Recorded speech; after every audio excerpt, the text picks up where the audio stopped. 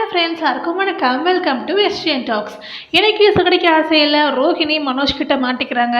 ஆனால் ரோஹிணிக்கு தான் மனோஜ் எப்படி கரெக்ட் பண்ணணும்னு தெரியுமாச்சே. என்னத்தையோ ஒன்று சொல்லி சமாளிக்கிறாங்க. அதையும் மனோஜ் நம்புறாரு. சரி வாங்க, எனக்கு என்ன நடந்துச்சு அவன் பார்த்துடலாம். சீதா சொன்ன வட்டிக்காரு மீனா கடைக்கு வந்துடுறாரு. அதை மேலேருந்து விஜயா வர பார்த்துட்றாங்க. யார் இவர் புதுசாக இருக்கேன்னு சொல்லிட்டு கீழே இறங்கி வந்து அவங்க டோனில் அவங்க பாட்டு பேச ஆரம்பிக்கிறாங்க. நல்ல வேலை எதுவும் பெருசாக ஆகிறதுக்கு முன்னாடி மீனா வந்துட்டாங்க. மீனா கிட்ட அவர் காசையும் கொடுத்துட்றாரு. இதெல்லாம் பார்த்த விஜயா மீனா கிட்ட கேட்குறாங்க, உனக்கு எதுக்கு இப்போ காசு? இப்போ தான் பெரிய ஆர்டர்லாம் எடுத்து நிறைய சம்பாதிச்சல, ஏன் உங்கள் அம்மாவுக்கு கொடுக்கணும் காசு பத்தலையா அப்படின்னு கேட்குறாங்க. உடனே மீனா சொல்கிறாங்க, எங்கள் அம்மா இன்னும் அவங்க உழைப்பில் தான் சாப்பிட்ருக்காங்க, நான் ஏன் இந்த காசு வாங்கினேன்னு சொல்லிட்டு உங்களுக்கு சீக்கிரம் தெரிய வரும்னு சொல்லிட்டு அவங்க கிளம்பிடுறாங்க. நேராக செல்வத்தை கூட்டிகிட்டு அந்த கார் ஷோரூம் போயிடுறாங்க.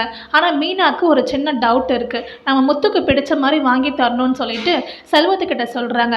ஆனால் எனக்காக நீங்கள் இன்னொரு விஷயம் பண்ணணும். உங்கள் ஃப்ரெண்டுக்கு இந்த கார் வாங்குறதா சொல்லி அவரை கூட்டிகிட்டு வாங்கன்னா அவர் அந்த காரை ஓட்டி பார்க்கட்டும், அவருக்கு பிடிச்சிருந்தா நாளைக்கு நம்ம கன்ஃபார்மாக வாங்கிடலாம்ண்ணா அப்படின்னு சொல்கிறாங்க. செல்வமும் சந்தோஷமாக ஓகேன்னு சொல்கிறாங்க. இப்போ தான் ஒரு பெரிய ஹைலைட்டாக நடந்துச்சு.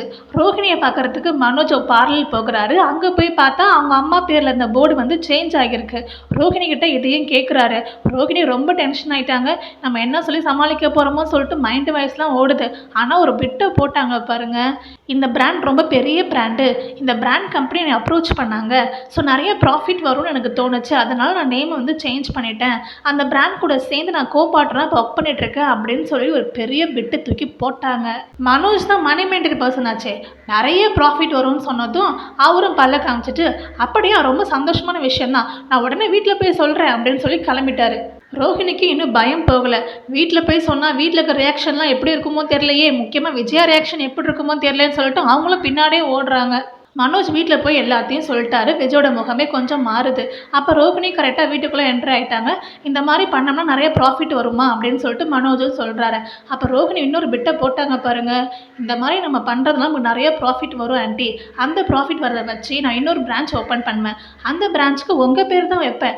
இதே மாதிரி நிறைய பிரான்ச் ஓப்பன் பண்ணி இந்த பிராண்ட் எப்படி பெருசாக இருக்கோ அதே மாதிரி விஜயா பியூட்டி வேர்ல்டுன்ற பிராண்டையும் பெருசாக்குவேன் அப்படின்னு சொல்லி பெரிய பிட்டு இன்னொரு பிட்டு வர போட்டாங்க.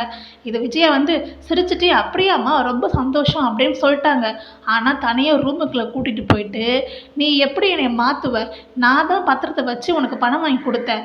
ஆனால் எப்படி எனக்கு தெரியாமல் நீ எதுக்கு இந்த பேரை மாற்றுவ அப்படின்னு சொல்லிட்டு சும்மா லெஃப்ட்டு ரைட்டு போட்டு நல்லா கத்தி தீத்திட்டாங்க. ஆனால் எனக்கு என்ன தோணுதுன்னா, இவங்க கத்துறதெல்லாம் ஒரு கனவாக இருக்கும்னு தோணுது. உங்களுக்கு என்ன தோணுதுன்னு கமெண்ட் பண்ணுங்கள்.